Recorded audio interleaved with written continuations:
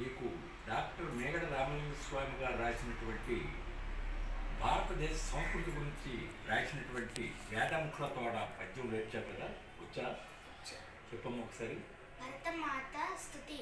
వేదముఖులతోడ వేద ఘోషలతోడ విలసిల్లినట్టిది వేద భూమి, రత్నాల రాసులన్ రమణీయ శోభతో ప్రసవించినట్టిది రత్నభూమి, మిసమిసలాడిన పసిడి పంటలతోడ భాసురంబైనది భరత భూమి, విజయలక్ష్మిని గొండ వీరులందరితోడ వెలుగొందినట్టిది వీరభూమి, అన్ని మతాలకు ఆరాధనీయమై గణ్యత గొన్నది పుణ్యభూమి, నిఖిల విఖ్యాత